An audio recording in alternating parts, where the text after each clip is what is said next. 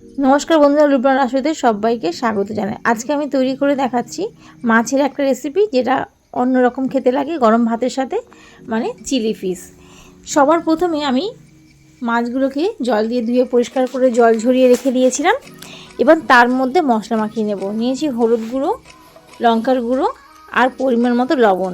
আপনারা চাইলে লঙ্কার গুঁড়োটাকে স্কিপ করতে পারেন, কিন্তু লঙ্কার গুঁড়ো দিয়ে যদি মাছটা ভাজা যায় তাহলে মাছের রঙটা খুব ভালো আসে। মাছের দু পিঠই খুব ভালো করে মশলা মাখিয়ে নিয়েছি। এবার উপর থেকে দিয়ে দিচ্ছি একটু সর্ষের তেল। তেলটা দিয়ে মাছটা ভাজলে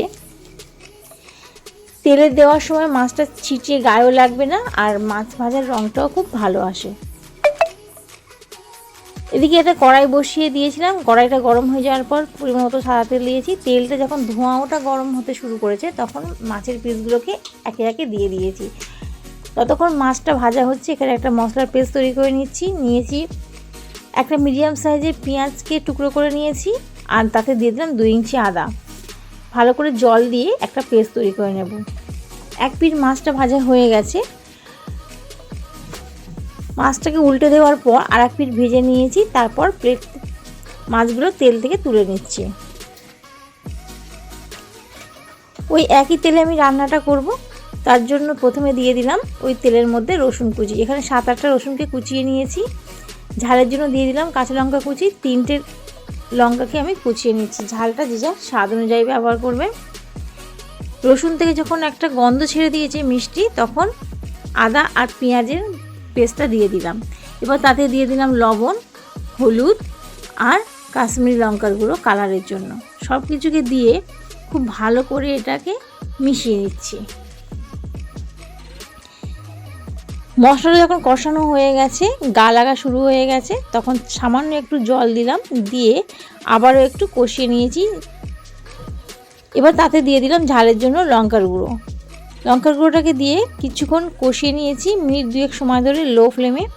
তারপর যে পেঁয়াজগুলোকে আমি কেটে রেখেছি সেইগুলোকে দিয়ে দিলাম। পেঁয়াজ, ক্যাপসিকাম আর টমেটো ডুমো করে কেটে রেখেছিলাম, সেগুলোকে দিয়ে দিয়েছি। দিয়ে লো ফ্লেমে 2-1 মিনিট ভালো করে সব মশলার সঙ্গে মিশিয়ে নিচ্ছি।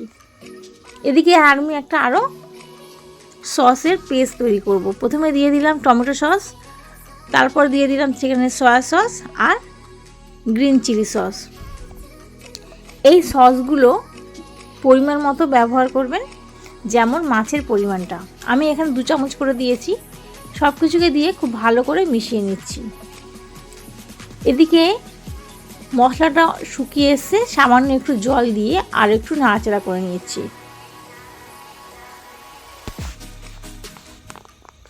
2 মিনিটের জন্য ঢাকনা চাপা দিয়েছিলাম। 2 মিনিট পর ঢাকনাটা খুলেছি। দেখুন অনেকটা নরম হয়ে গেছে। এবার যে সসের পেস্টটা করেছি সেটাকে দিয়ে দিলাম। দিয়ে আবারও কিছুক্ষণ কষিয়ে নেব। বাটিতে একটু সস লেগেছিল, সামান্য পরিমাণে জল দিয়ে ধোয়া জলটা দিয়ে দিলাম। এবার পরিমাণ মতো একটু জল দিয়েছি, যেমন গ্রেভি রাখবো। দিয়ে সব কিছু ভালো করে মিশিয়ে নিয়েছি। একটা বাটির মধ্যে 1/2 চামচ নিয়েছি কর্নফ্লাওয়ার, সামান্য একটু জল দিয়ে গুলিয়ে নিচ্ছি। এদিকে যখন গ্রেভিটা ফুটতে শুরু করেছে, কর্নফ্লাওয়ার মেশানো জলটা দিয়ে ভালো করে মিশিয়ে নিয়েছি। গ্রেভিটা যখন এবার ফুটে গেছে, তখন ভেজে রাখা মাছগুলো একে একে দিয়ে দিয়েছি। দিয়ে সমস্ত মাছের পিসগুলোকে এক পিঠ করে উল্টে দিচ্ছি। গ্যাসের ফ্লেমটাকে এখন আমি একটু বাড়িয়ে দিলাম।